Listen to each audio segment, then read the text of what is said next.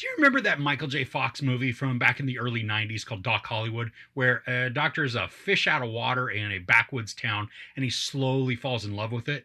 The Great Seduction, or La Gran Seducción, tells a similar story, but is it any good? To survive, a dying Mexican fishing village must convince a young doctor to take up residence by any means necessary. This Netflix comedy is a Spanish language remake of a 2013 movie called The Grand Seduction. Now, I've not seen that one, so I can't speak to how closely they compare, but if you've seen it, you most likely know what to expect from this new one. There's a small fishing island that it's basically dying, and when the opportunity for a factory to just start on the island arises, the residents must secure a doctor to finalize that deal. So then they craft this plan to basically lie to a physician in the hopes that he'll stay on and the town can get the new factory. But of course, since everything is built on a lie, problems are going to arise. Now, this is an easy movie to watch. It's cute, and while there's deception at the story's core, the drama is mild and it doesn't come across as too devious or mean-spirited.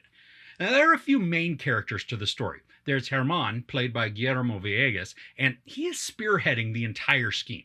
Now, he's kind of bumbling and goofy, but he's also a little demanding and forceful, and then also somewhat charming too. And when his desires get the better of him, we get to see an opportunity for growth and redemption, which I thought was nice, and it helps to keep the film lighthearted and prevent it from straying into a darker or more dour storyline. Now, there's also Mateo, played by Pierre Louis, and he's the doctor that the island is trying to lure and keep. Now, I like the character progression that we see in him. It's an obvious arc, but still enjoyable as he goes from standoffish and wary to being immersed in island life and building friendships.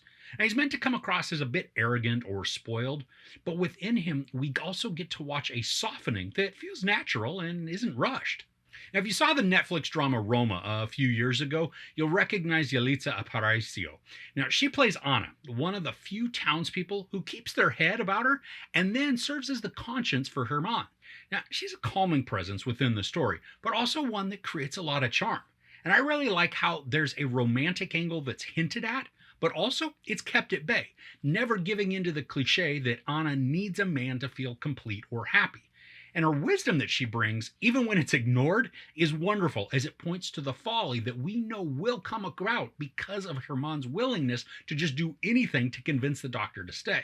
Now, the character dynamics helped to gel the cast and then create a group that was not only enjoyable to watch, but also varied in their personalities.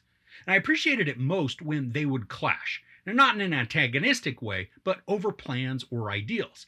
And these let us more into the psyche and the mindset of each character to use their stances for their character development.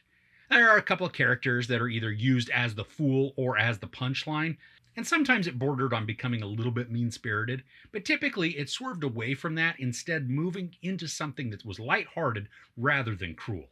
And one of those characters is played by Héctor Jiménez, who you may recognize from Gentlemen Broncos or Nacho Libre. Now, he brings a simple pureness to his character, and I adored the genuineness of the interactions that take shape between he and the doctor. Now, both of them have moments of vulnerability that create this friendship and mutual respect where just assumption and maybe even bias had existed before. I also appreciated the cinematography in this.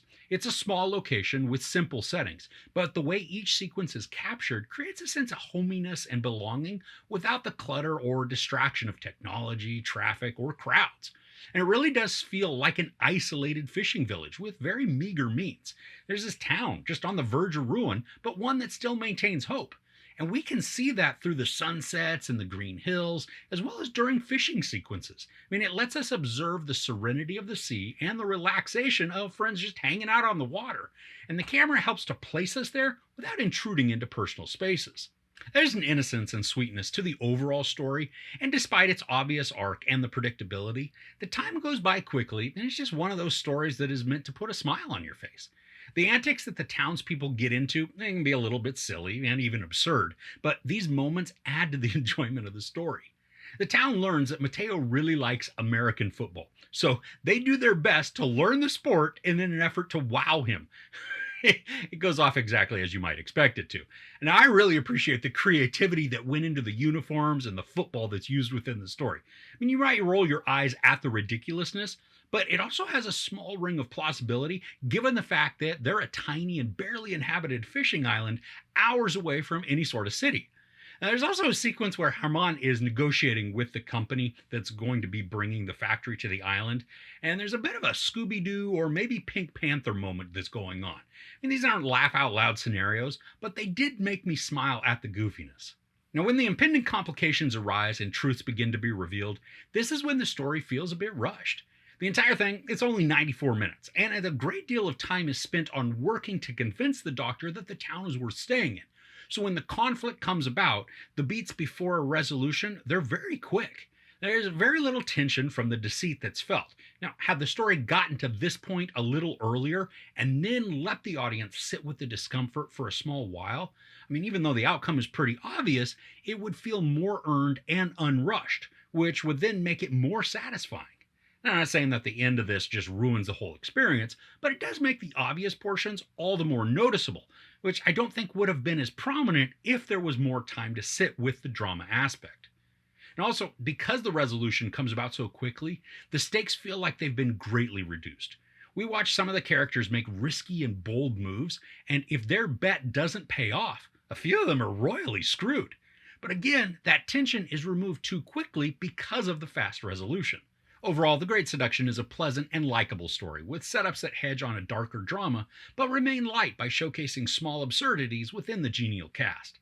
The narrative is both familiar and predictable, but contains enough charm and humor to prevent it from becoming stale or overstaying its welcome. While the ending resolution is rushed and doesn't allow the plot to marinate in mild tension before resolving, this is designed to be a feel-good story with growing friendships displayed, and that's exactly what's delivered. There's nothing too deep here, and while it's not a memorable movie, it's also not a bad use of 94 minutes. There's no sex or nudity, some profanity, no violence. I give The Great Seduction, or La Gran Seducción, 3 out of 5 couches. So if you watched any feel-good movies or shows lately, I'd love to hear about what you watched in the comments below. If you enjoyed this review, please give it a like. Also, don't forget to share and subscribe.